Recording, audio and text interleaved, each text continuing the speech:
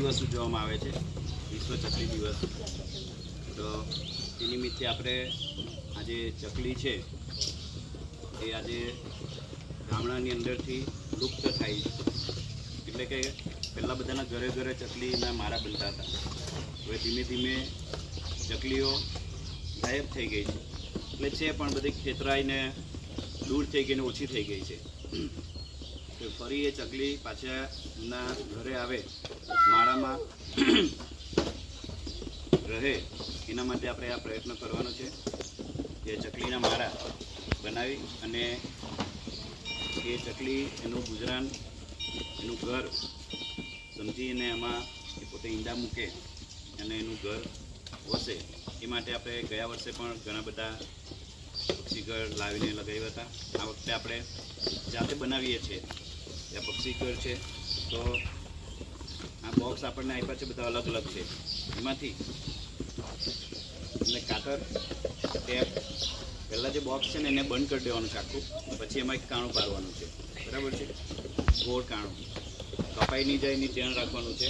અને ગોળ કાણું એ રીતે પાડવાનું કે ચકલી અંદર જઈ શકે। જો આમાં જે બોક્સમાં કાણું છે ને એ માપનું જ છે, બરાબર? કે એમાં ચકલી જઈ શકે એટલું કાણું છે, બરાબર ને?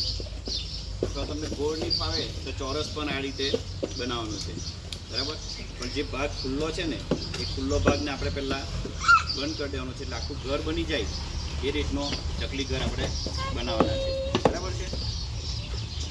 આવશે બધા પાસે વારા પરથી એ આખું જે ઉપરનું બોક્સ છે એને બંધ કરી દેવાનું છે, અને વચ્ચેનો ભાગ છે ત્યાં ગોળ અથવા ચોરસ આપણે કાપવાનું છે, બરાબર? એટલે જ્યારે આપણે ઘર લટકાવીએ ઝાડ પર તો એ છૂટું નહીં પડી જવું જોઈએ, અથવા આમ ખુલ્લું થઈ જાય તો કદાચ એ માળો બનાવીને ઈંડા મૂકે ને વજન વધી જાય પછી નીચે પડી જાય, બરાબર છે ને? એટલે જે ઉપરનો ભાગ છે, જે ટેપ મારવાની છે ને એ ઉપર રાખવાનું છે, બરાબર?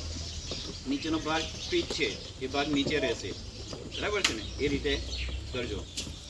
ચાલો